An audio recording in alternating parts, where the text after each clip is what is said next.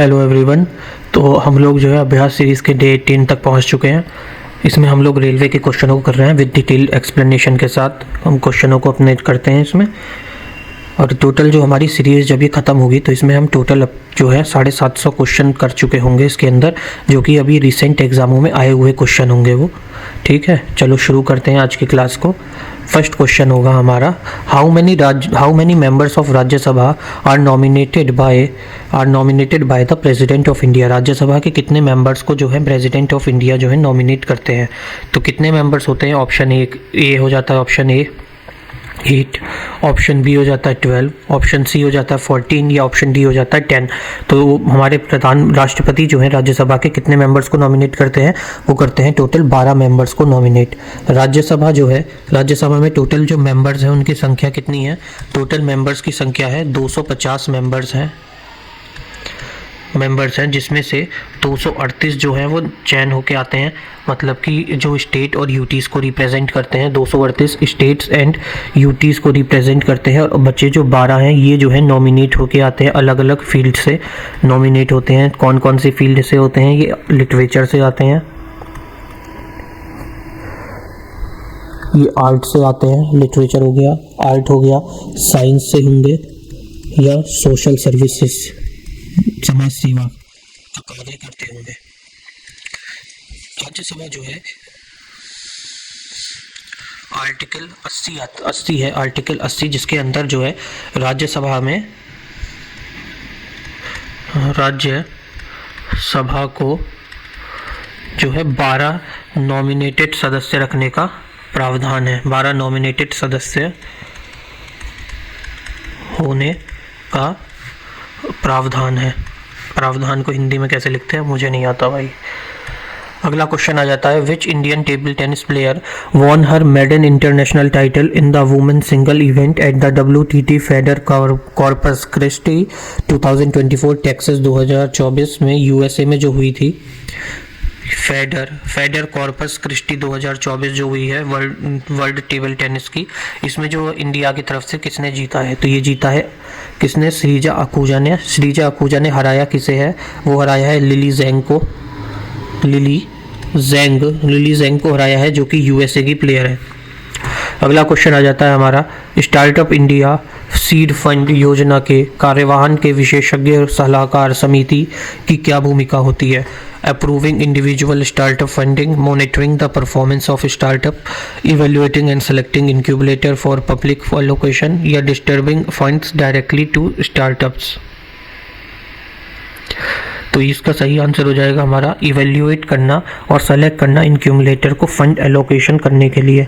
इसका जो मेन उद्देश्य होता है वो होता है हमारे पूरे देश भर में जो है एक मजबूत और टिकाऊ स्टार्टअप इकोसिस्टम को बनाए रखना। अगला क्वेश्चन आता है, विच म्यूजिकल इंस्ट्रूमेंट राजस्थान का जो है फोल्क म्यूजिक है कॉमनली यूज होता है? वो ये है, देखो इसका नाम क्या है? इसका नाम है मोरचंग। ये जो है मुंह में दबा के इसको बजाया जाता है राजस्थान में।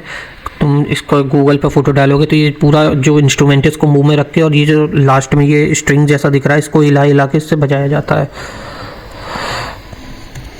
निम्नलिखित प्रसिद्ध संगीतकार में से किसे सारोद नामक आदित्य वाद्य यंत्र को लोकप्रिय बनाने के लिए जाना जाता है, जो कि सहारनपुर घराने के सबसे प्रसिद्ध उस्तादों में से माना जाता है? इसमें से कौन है सहारनपुर घराने के, वो भी सारूद प्लेयर?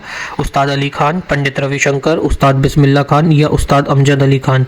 तो इसका जो सही आंसर हो जाएगा वो होगा हमारे उस्ताद अमजद अली खान। ये जो हैं ये शाहजहाँपुर के घराने से हैं, और उस्ताद जो अली अकबर खान है ये जो है मैयर घराने के हैं।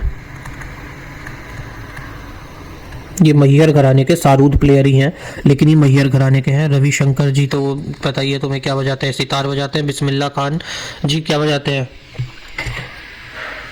एल नीनो एक संकीर्णीय गर्म धारा है जो कभी कभी तट पर दिखाई देती है। कहाँ पे, किसके तट पर, किसके किनारे दिखाई देती है? ऑस्ट्रेलिया, पेरू, युगांडा या ब्राज़ील? ये कहाँ दिखाई देती है? पेरू में दिखाई देती है। एल नीनो जो है ये एल नीनो क्या होता है? एल नीनो ये जो होती है एक मौसम की एक्सट्रीम कंडीशन होती है, एक्सट्रीम कंडीशन होती है मौसम की, एक्सट्रीम कंडीशन होती है मॉनसून की, जिसमें जो है जो कि 3 से 5 साल में या 3 से 7 साल में एक बार आती है। 3 से 7 ईयर्स में वंस कभी कभी होती है ये। और इसमें जो है या तो बहुत ज़्यादा बाढ़ आएगी या बहुत ज़्यादा बारिश हो जाएगी या कुछ बहुत ज़्यादा सूखा पड़ जाएगा, ऐसे कुछ प्राकृतिक आपदाएं आती हैं इसके अंदर। अगला क्वेश्चन है, अगस्त 2023 में भारत के रक्षा मंत्रालय ने साइबर खतरों के बढ़ते चलन के बीच अपने ओएस सिस्टम को जो है ऑपरेटिंग सिस्टम को लॉन्च किया है, तो उसका नया नाम क्या है? उसका नाम क्या है ऑपरेटिंग सिस्टम का? तो हमारे जो डिफेंस मिनिस्टर हैं राजनाथ सिंह जी, उन्होंने जो है 2 लॉन्च किए हैं, 2 नए लॉन्च किए हैं। माया,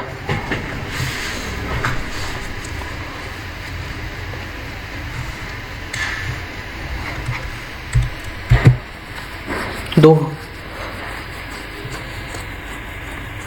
2024 में सशस्त्र बलों के लिए चिकित्सा प्रौद्योगिकी के विकास को बढ़ावा देने के लिए डिस्क 12 कौन सी पहल शुरू की गई है? डिस्क 12 जो है किसने पहल शुरू करी है? डिस्क 12 मीरा, आईडेक्स, एम या आदिति। तो इसका सही आंसर हो जाएगा मीरा। मीरा की फुल फॉर्म क्या है? मीरा की फुल फॉर्म है मेडिकल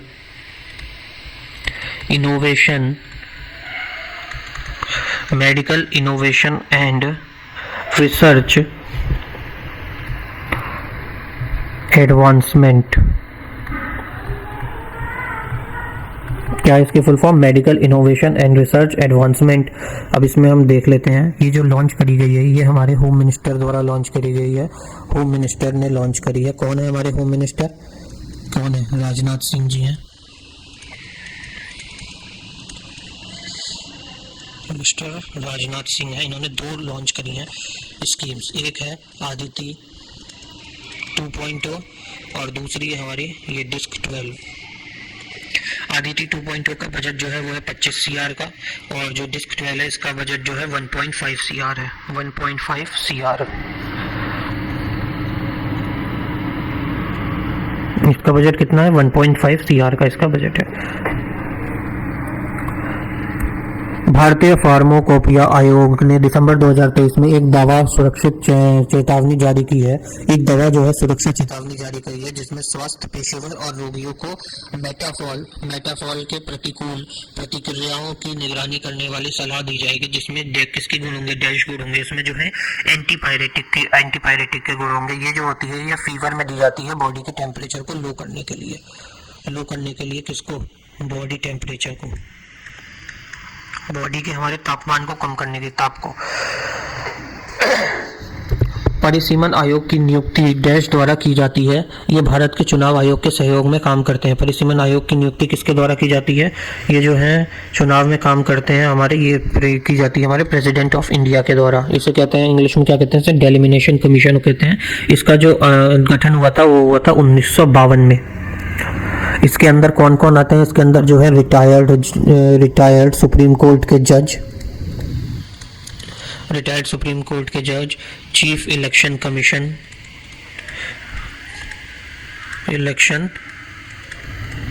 कमिश्नर आते हैं इसके अंदर जो है स्टेट के जो भी इलेक्शन के कमिश्नर होंगे वो भी आते हैं इसके अंदर। अगला क्वेश्चन है, which of the following is not one of the recent initiative of the government of India to generate opportunities of employment? कौन सा नहीं है? Unicorn India, startup India, make in India या स्किल इंडिया? तो इसमें हो जाएगा यूनिकॉर्न इंडिया। यूनिकॉर्न इंडिया जो है ये किसके लिए नहीं है? इनमें से जो है जनरेट करता है जो अपॉर्चुनिटी एम्प्लॉयमेंट की, वो कौन सा नहीं है? Unicorn India. यूनिकॉर्न तो बेसिकली कंपनी के लिए होता है। जब कंपनी 1000 करोड़ की हो जाती है तो यूनिकॉर्न की कैटेगरी में आ जाती है, और बाकी जो है वो स्टार्टअप इंडिया में जो है एम्प्लॉयमेंट जनरेट करने के एक उदाहरण के लिए हैं। As per the Indian constitution who among the following is considered as the chief aid and adviser of government of India? Government of state का जो है चीफ एड और एडवाइजर कौन होता है? Chief aid and adviser of governor of India. Governor of India के chief aid adviser कौन होते हैं? स्टेट का जो सबसे बड़ा अधिकारी कौन होता है? देश की बात होती तो उसके पीएम होते हैं, तो वैसे स्टेट का कौन होता है मेन? वो होते हैं हमारे सीएम होते हैं। अगला क्वेश्चन आता है मोपिन फेस्टिवल। मोपिन फेस्टिवल जो कहाँ मनाया जाता है? ये मनाया जाता है अरुणाचल प्रदेश में। ये किसके द्वारा मनाया जाता है? ये मनाया जाता है गालो ट्राइब, गालो जनजाति के द्वारा। और ये हार्वेस्टिंग फेस्टिवल होता है। कौन सा होता है? हार्वेस्टिंग, मतलब बुआई और जुताई के समय पर इसे मनाया जाता है। कौन से महीने में? ये मार्च से अप्रैल के महीने में जो है मनाया जाता है। Who among the following wrote the book Significance of Vimapan and Gopuram? किसने लिखी है ये बुक? ये लिखी है डॉक्टर वी गणपति सतापति ने। Which house of the parliament has most power in matter of money bill? किस हाउस के पास जो है पावर होती है मनी बिल के रिलेटेड बात करने के लिए? जो मनी बिल आता है ये हमारा किसके अंदर आता है? ये आ जाता है हमारा आर्टिकल 110 के अंदर। किसके अंदर आता है? 110 के अंदर। और किसके पास ये पावर होती है मनी बिल के बारे में? वो उसके लिए ये होती है लोकसभा के पास।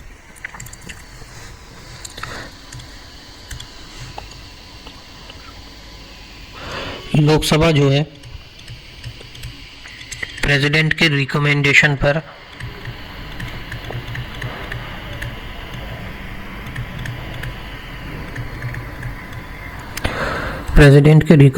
पर इसे जो है पास करती है मनी बिल को। ये फिर ये जो बिल है मनी बिल लोकसभा से कहाँ जाता है? ये जाता है राज्यसभा में। राज्यसभा में जाता है, कितने दिनों तक रह सकता है वहाँ पे? 14 डेज के लिए। 14 दिनों के अंदर राज्यसभा को इसमें जो भी इनको त्रुटि दिखी है या जो भी चेंजेस इन्हें करने हैं वो लिख के ये जो है इसमें भेज देते हैं। चेंजेस जो है वो रिटन में जो है भेज देते हैं। हमारे किसको भेजते हैं? कहाँ पर? लोकसभा में। और उन चेंजेस को मानना है या नहीं मानना है ये टोटली डिपेंड होता है लोकसभा के ऊपर। और राज्यसभा जो है इसे 14 दिन से ज़्यादा नहीं रख सकती। अगर इसने प्लस 14 एक दिन भी लगा, अगर 15वां डे भी आता है तो ये जो है लोकसभा में पारित हो जाएगा और राज्यसभा का कोई मतलब नहीं रहेगा। मतलब इसे एक फॉर्मेलिटी के तौर पर राज्यसभा में भेजा जाता है और उसके डिसीजन जो भी है उसने कहा है राज्यसभा में जो भी फीडबैक मिले हैं उसको मानना या ना मानना ये भी लोकसभा के ही हाथ में होता है। देश ने वर्ष 2022-23 के लिए प्रधानमंत्री फसल बीमा योजना जो कि एक फसल सब्सिडी बीमा योजना है, इसके फसल बीमा योजना है, इसके लिए जो है राष्ट्रीय पुरस्कार जीता है कौन सी स्टेट ने? तो ये जो फसल बीमा योजना है ये जो लॉन्च हुई थी, ये कब लॉन्च हुई थी? ये हुई थी 2016 में। ये जो फसल बीमा योजना है इसको लॉन्च कब किया गया था? इसको किया गया था 2016 में। इसने जो है रिप्लेस किया था 2 योजनाओं को। एक थी नेशनल, एक मिनट, और इसका आंसर क्या है? ये कर्नाटक का इसका आंसर है। अब इसके आगे की एक स्लाइड लगाते हैं और इसके बारे में देखते हैं क्या है ये।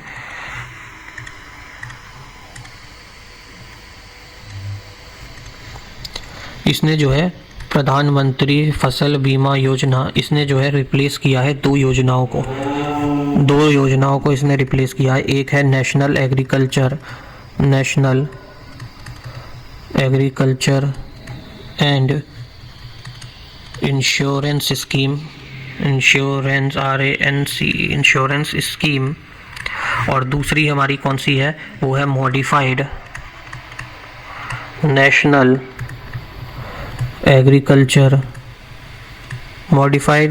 Agriculture insurance scheme.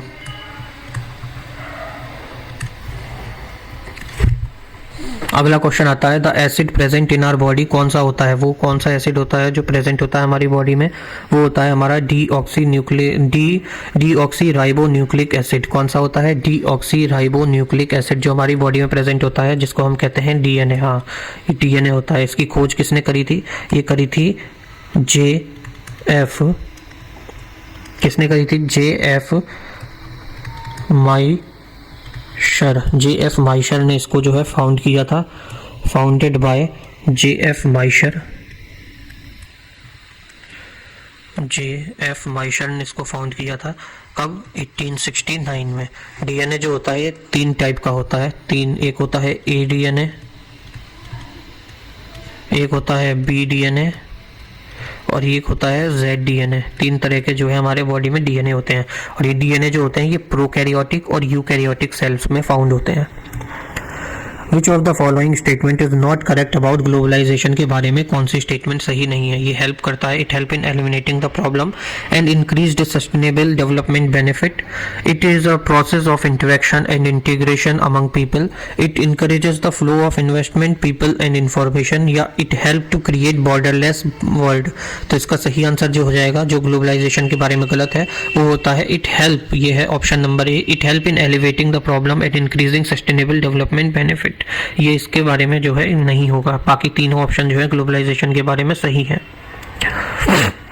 42वें संविधान संशोधन 1976 से फंडामेंटल ड्यूटीज को ऐड किया गया था, इसमें से कौन सी है? Amend of constitution and its ideal, uphold and protect the harmony and the spirit of common brotherhood among all the people of India, work for country, safeguard the private property. ये हो गई हमारी, ये ऑप्शन भी private नहीं, safeguard public property होता तो होता वर्क फॉर द कंट्री, ये भी उसमें नहीं आता है। और ये 42वें संविधान संशोधन से इसमें जो है ये जोड़ा गया है।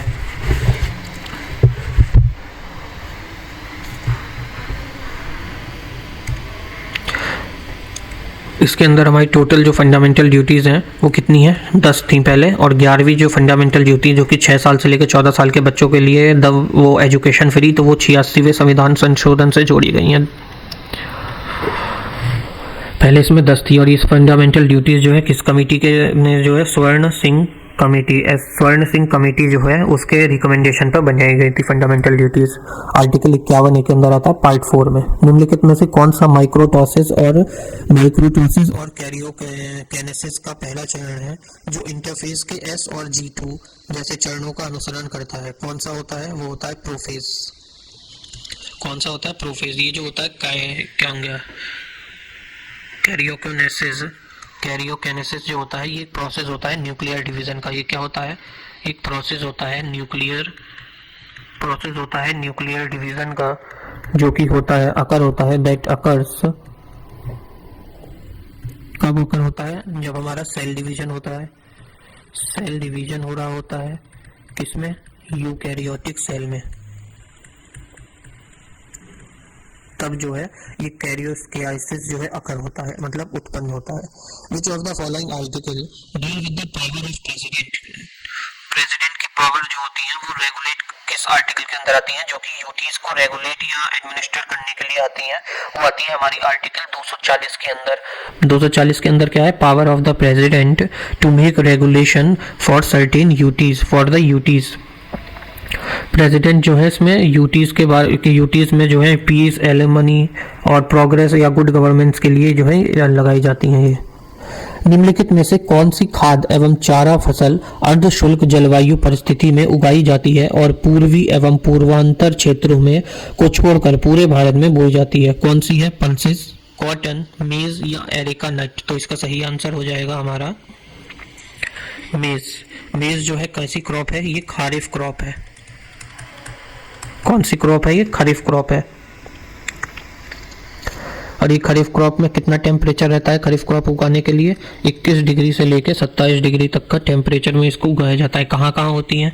ये होती है हमारी कर्नाटका में, मध्य प्रदेश में, उत्तर प्रदेश में, बिहार में, आंध्रा में और तेलंगाना में। 3 टाइप की हमारी क्रॉप होती है, खारिफ, राबी और ज़ैद। और इनको जो है पूरा हमने अभ्यास सीरीज में पहले कंप्लीट कर लिया है, तो अभी दोबारा पूरा नहीं करेंगे फिर से। जिसने नहीं देखा है वो पिछली क्लासेस को देख लो और नोट्स बना लो। विजयनगर प्रशासन की अमर नायका प्रणाली के तहत नायकों की भूमिका क्या थी? सेना कमांडर थे, जासूसों के मुखिया थे, राजस्व संग्रहकर्ता थे या ग्राम प्रधान थे? तो नायक जो होते थे ये सेना कमांडर होते थे। ये जो काम था इनका काम था जो भी किले हैं, किलों को मैनेज करना और प्रोटेक्ट करना। किले का जो भी मैनेजमेंट है प्लस उनका प्रोटेक्शन देखना, मैनेजमेंट और प्रोटेक्शन किले का करना। और ये जो होते थे सेना कमांडर या नायक, इनको जो है जो मैनेजमेंट करना था काम, और जो भी टैक्स ये लोग कलेक्ट करते थे, टैक्स कलेक्ट करके जो है राजा के पास सरकार अपने जो है भेजना होता था इनका काम।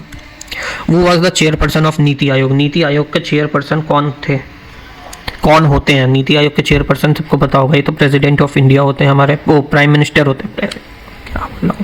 Who was the chairperson of NITI Aayog? तो चेयरपर्सन के नीति आयोग के जो चेयरपर्सन है कौन है? वो है हमारे प्राइम मिनिस्टर ऑफ इंडिया। जो भी प्राइम मिनिस्टर रहेंगे वो जो है चेयरपर्सन होंगे नीति आयोग के।